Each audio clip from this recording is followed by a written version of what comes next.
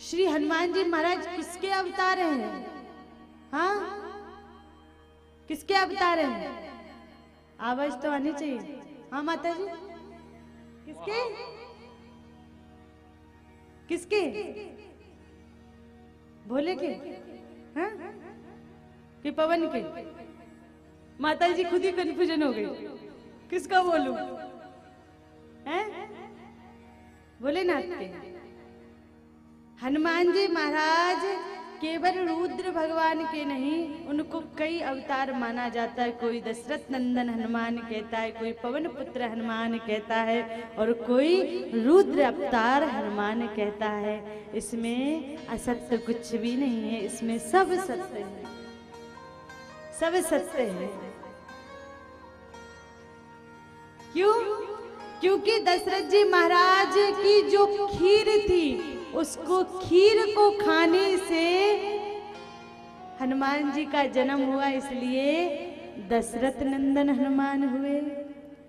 और जो खीर गिरी थी, पवन पुत्र ने स्पर्श किया उस खीर का, उसमें अपना तेज छोड़ दिया, तो उस खीर को खाने से अंजनी माता गर्भवती हुई, इसलिए पवन पुत्र हनुमान भी हैं। और दूसरा कहते हैं कि अंजनी माता और अंजनी माता के स्वामी ने जब तपस्या की, तो रुद्र भगवान शिव की तपस्या की, तो शिव प्रसन्न हुए और कहा वरदान मांगो। तो उस समय कहा हम संतान चाहते हैं। भगवान शिव ने कहा तुम्हें बहुत जल्दी अति शीघ्र संतान की प्राप्ति होगी। तो भगवान शिव के आशीर्वाद से हनुमान जी महाराज का जन्म हुआ, इसलिए रुद्र अवतार हनुमान जी महाराज कहे जाते हैं। शिव के अवतार हनुमान जी महाराज कहे हैं। जो हनुमान शिव का अवतार हैं, सदैव राम की सेवा में रहते हैं, और राम की सेवा में ही नहीं, महाभारत की युद्ध में अगर अर्जुन के रथ को ना संभाला होता तो अर्जुन तो कब का मर चुका होता। ऐसे श्री हनुमान जी महाराज। अच्छा ये बताओ, हनुमान जी महाराज की संतान है? हाथ उठाकर बताओ, है कि नहीं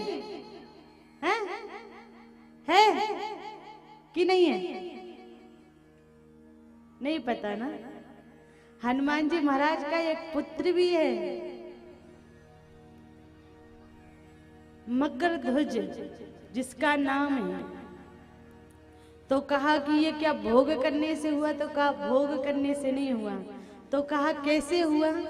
तो कहते हैं जिस समय हनुमान जी महाराज लंका जलाने गए, और लंका जब जलाई तो उस समय क्योंकि पूंछ में ही आग लगी हुई थी, तो उसकी तपन के कारण हनुमान जी महाराज को पसीना आया।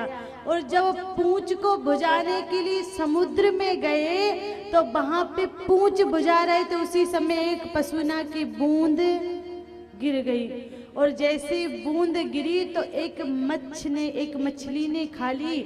मछली ने उसको पी लिया, उस पसीने से, उस तेज से वो गर्भवती हो गई। और कहते हैं कि पाताल लोक का एक सेवक उस मछली को पकड़ कर ले गया, जो कि अही रावण का सेवक था। उसने जब मछली को काटा तो उसमें से एक बालक निकला जो बंदर के स्वरूप का था। बंदर के स्वरूप का वो बालक निकला।